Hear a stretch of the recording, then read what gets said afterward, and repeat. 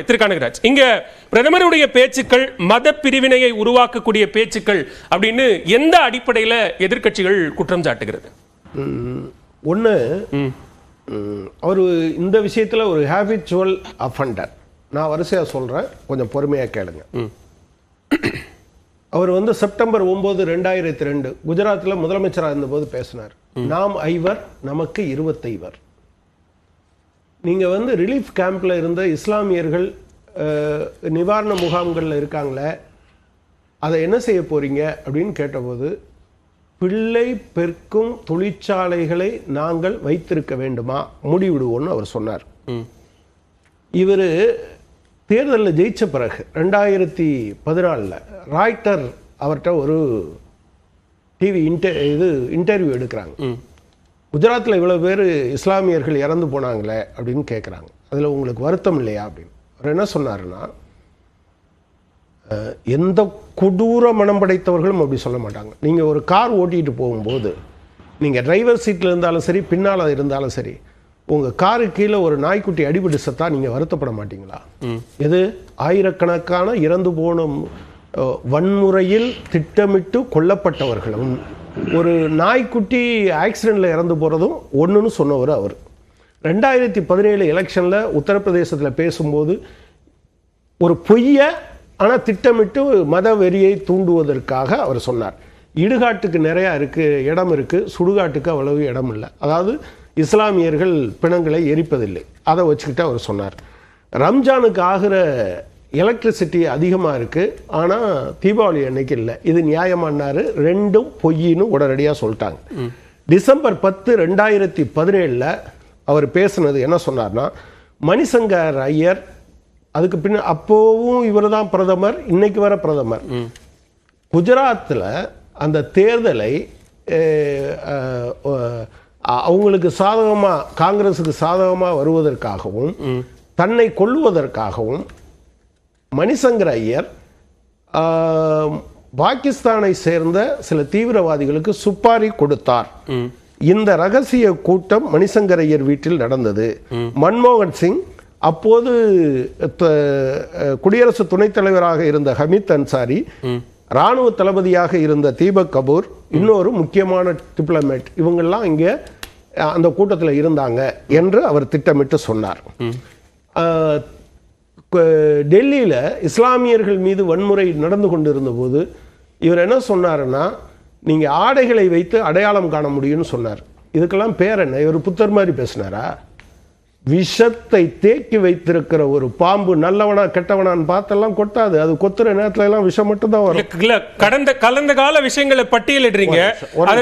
நான் இப்ப வாரேன் அவர் இப்ப பேசினது வாரேன். இப்போ ராமசாமி மெய்யப்பன் கூட சொன்னார், இப்படி எல்லாம் சில பேர் கேட்பாங்கன்னு. இன்னைக்கு ஹிந்து பத்திரிகையில நடு பக்கத்துல வந்திருக்கு, குழந்தைகள் பிறப்பு சம்பந்தமா.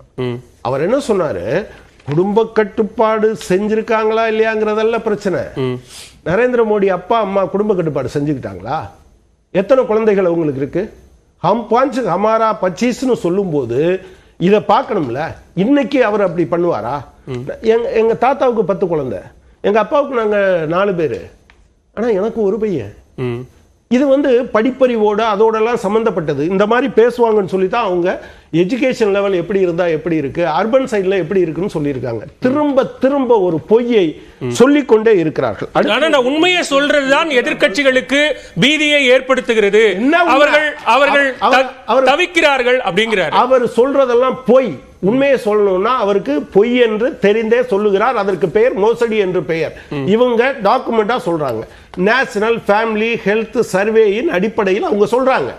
இந்த இருக்கு, இன்னைக்கு பேப்பர் தான், இன்னொரு நாள் பேப்பர்ல இல்ல. இப்ப எதிர்க்கட்சிகள் இவ்வளவு தூரம் கண்டனம் தெரிவித்தோ எதிர்ப்பு தெரிவித்தோ அல்லது நீங்க சொல்ற மாதிரி அது டேட்டாவின் அடிப்படையிலோ இருந்தா, அது இரண்டாவது கட்டமா பேசுகிற போதும் பிரதமர் அதில் அந்த கருத்தை பேசாமல் தவிர்ப்பதோ அல்லது பின்வாங்குவதோ செய்திருக்கலாம். ஆனா தன்னுடைய கருத்தில் மீண்டும் உறுதியாக நாட்டின் செல்வத்தை மட்டுமல்ல, இடஒதுக்கீட்டையும், பிற்படுத்தப்பட்ட தலித் மக்களுக்கான, பழங்குடியினருக்கான இடஒதுக்கீட்டை கூட அவர்கள் இஸ்லாமியர்களுக்கு கொடுத்து விடக்கூடிய நிலைமை உருவாகும் அளவுக்கு சொல்றாருன்னா, அப்ப அதை ரொம்ப உறுதியா இருக்கிறார் அர்த்தம். அதுல ஒரு மோசடி இருக்கு. நான் சொல்றேன், நீங்க கேளுங்க.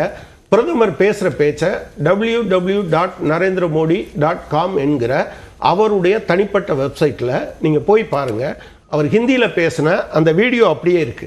ஆனா இங்கிலீஷ்ல டிரான்ஸ்லேட் பண்ணும்போது அது மிஸ் ஆயிருக்கு. இருக்கா இல்லையான்னு ராமசாமி ஐயப்பன் பேசட்டும். இதுக்கு பேர் அவர் சொல்றதுல நான் உறுதியா இருக்கிறவர்னா அதை ஏன் பண்ணட்டும். அதாவது அவர் ஹிந்தி ஹார்ட்லாண்டில் இருக்கிறவங்களுக்கு ஒரு மெசேஜும் இன்னொரு இடத்துல இருக்கவங்களுக்கு ஒரு மெசேஜும் கொடுக்கணும்னு நினைக்கிறார். எனவே அவர் கருத்துல எல்லாம் உறுதியா இல்லை. அவர் எப்படி புரள்றதுன்னு அவருக்கு தெரியும். சிறுபான்மையினருக்கு நான் தான் நிறைய செஞ்சேனா. அதாவது உங்களுக்கு தெரியுமா, சச்சார் கமிட்டி வந்த பிறகு ப்ரீ மெட்ரிக் ஸ்காலர்ஷிப் இருந்தது. காலி பண்ணது யாரு? நரேந்திர மோடி. போஸ்ட் மெட்ரிக் ஸ்காலர்ஷிப்ல சிறுபான்மையினருக்கான ஸ்காலர்ஷிப்பை காலி பண்ணது நரேந்திர மோடி. பெண்களுக்கு சிறுபான்மை மாணவிகளுக்கு இருந்த பேகம் ஹசரத் மஹால் ஸ்காலர்ஷிப்பை காலி பண்ணது யாரு? நரேந்திர மோடி. மௌலானா அபுல் கலாம் ஆசாத் நேஷனல் ஃபெலோஷிப்பை காலி பண்ணது யாரு? நரேந்திர மோடி. அதே போல வெளிநாட்டில் படிக்கிற மாணவர்களுக்கு கல்வி கடன் கொடுத்தா அதுல வட்டியில இருந்த மானியத்தை கட் பண்ணது யாரு? நரேந்திர மோடி. இஸ்லாமியர்கள் குறிப்பா பெண்கள் மிகப்பெரிய அளவில் பாதிக்கப்பட்டிருந்த முத்தலாக்கை நாங்க தான் முத்தலாக்க ஹஜ்ஜுக்கு தனியா போறதுக்கு இருந்த தடைகளை நீக்கியதோ பாஜக தான். நிகழாலதான் அவர்கள் தனியா ஹஜ்ஜுக்கு பயணம் மேற்கொள்ளக்கூடிய ஒரு நிலை உருவாச்சு. இஸ்லாமியர்களில் பெண்களுக்கான விடுதலையை பாஜக தான் கொடுத்ததுன்னு சொல்றாரு, பெருமையா சொல்றாரு. அவங்களுக்கு இருக்கக்கூடிய படிப்பை நீங்க படிச்சிருவீங்க. அவங்களுக்கு இருக்கக்கூடிய உடை கலாச்சாரத்துல இல்ல பதில் சொல்லணும். நீங்க பேசும்போது நான் மூச்சை கூட இழுத்து பிடிச்சிட்டேன் சார். சத்தம் வரக்கூடாது. நீங்க தான் பதில் சொல்லணும். வரேன். நான் கேட்டுக்கிட்டே தானே இருந்தேன். நீங்க 5 பேர் பேசுற வரைக்கும் நான் கேட்டுக்கிட்டே இருந்தேன். அதாவது அதுல நான் என்ன சொல்றேன்னா, என்னுடைய உடை கலாச்சாரம் இது என்று சொன்னால் நீ ஹிஜாப் போட்டா வரக்கூடாதுன்னு சொன்னது யாரு? நான் என்ன கேட்கிறேன், இஸ்லாமிய பெண் குழந்தைகள் படிக்கணுங்கிறதுக்காக இருக்கக்கூடிய பேகம் ஹசரத் மஹால் ஸ்காலர்ஷிப்பை ரத்து பண்ணது யாரு? நீங்க மேலோட்டமா 1 2 இங்க சொல்லிட்டு இங்க சொல்லாதீங்க. அடுத்து சார், ரீடிஸ்ட்ரிபியூஷன்ங்கிற வார்த்தை 2 இடத்துல வருது சார். நேர்மை இருந்தா சொல்லுங்க சார். 2 இடத்துல தான் இருக்கு. ஒரு இடம் என்ன சொல்லுதுன்னா டிஸ்ட்ரிபியூஷன், ரீடிஸ்ட்ரிபியூஷன்ல டிஸ்ட்ரிபியூஷன். ஒரு இடத்துல என்ன சொல்றாங்கன்னா, கன்கரண்ட் லிஸ்ட்ல இருக்கக்கூடிய பவர்ஸை நாங்க ஆய்வு பண்ணி அதை மாநிலங்கள் லிஸ்ட்டுக்கு கொண்டு வர வேண்டியதுன்னா கொண்டு வருவோம்னு ஒரு இடத்துல இருக்கு. இன்னொரு இடத்துல என்ன இருக்குன்னா, நீங்க கவர்மெண்ட் கிட்ட இருக்கக்கூடிய நிலமற்றவர்களுக்கு கொடுக்கப்படும் என்று 2 இடத்துல இருக்கு. இதை தவிர வேற எந்த இடத்துல இதை கொடுப்பேன்னு சொல்லியிருக்காங்க. நான் என்ன சொல்றேன்னா, ரீடிஸ்ட்ரிபியூஷன் பண்ணணுமா? பண்ணணும். எப்படி பண்ணணும்? நான் கூட இப்ப கேட்கிறேன். நீங்க வந்த பிறகு பிரிட்டிஷ்காரன் காலத்துல இருந்ததை விட இன்இக்வாலிட்டி அதிகமா இருக்கா இல்லையா? நீங்களும் நானுமா சொன்னோம். சர்வே தானே சொல்லுது. 1% கையில 22% வருமானம் போய்கிட்டு இருக்கு. 1% கையில 44, இந்தியாவில் டாப் மோஸ்ட்ல இருக்கக்கூடிய 1% கையில 44% சொத்துக்கள் போய் சேர்ந்திருக்கு. உண்மையா இல்லையா? இதை நீங்க சிறுபான்மையினருக்கு எதிரானது பாஜக அப்படின்னா, பிரதமர் மோடி, காங்கிரஸ் அல்லது இந்தியா கூட்டணி கட்சிகள் இடதுசாரி மனப்பான்மையோடு செயல்படுகிறார்கள். அவர்கள் இந்துக்கு எதிரானவர்கள். காங்கிரஸ் மாநிலங்கள்ல அனுமன் சாலிசா பாடக்கூடாது, அதுக்கு எதிர்ப்பு தெரிவிக்கிறாங்க.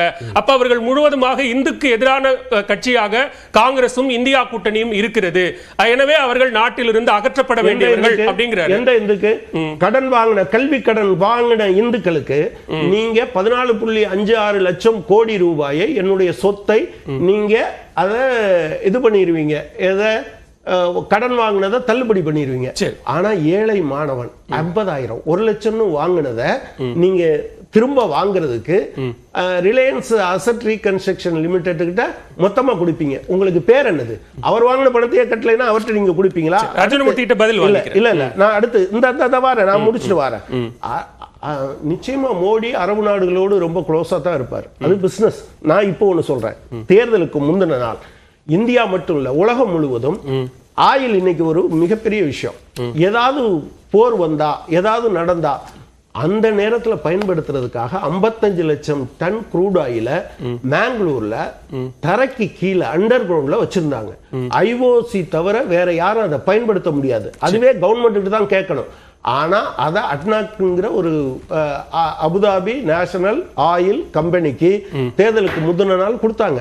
அவங்க க்ளோஸா தான் இருப்பாங்க, அதுல எனக்கு எந்த ஆட்சேபமும் இல்லை. இவங்க சொல்றது மாதிரி எங்கேயாவது தாலி எடுத்து கொடுத்துருவாங்க அல்லது வந்து ரீடிஸ்ட்ரிபியூஷன் என்கிற வார்த்தை எங்கேயாவது அதுல இருக்கான்னு காட்ட சொல்லுங்க. பதில் சொல்லிட்டு ஒரு வார்த்தை காட்ட சொல்லுங்க. சரி, பதில் சொல்லிட்டு. இப்போ சார் சொன்னதில் 2-3 விஷயங்கள்ல நான் பேதம் இருக்காது. ஒண்ணு மட்டும் சொல்லிடுறேன். இந்த தங்கம் அடகு வச்சது சந்திரசேகர், இவங்க வந்த பிறகு நாட்டையே அடகு வச்சிருக்காங்க. 205 லட்சம் கோடியாக இந்தியாவினுடைய கடன் உயர்ந்திருக்கு. அவர் சொன்ன மாதிரி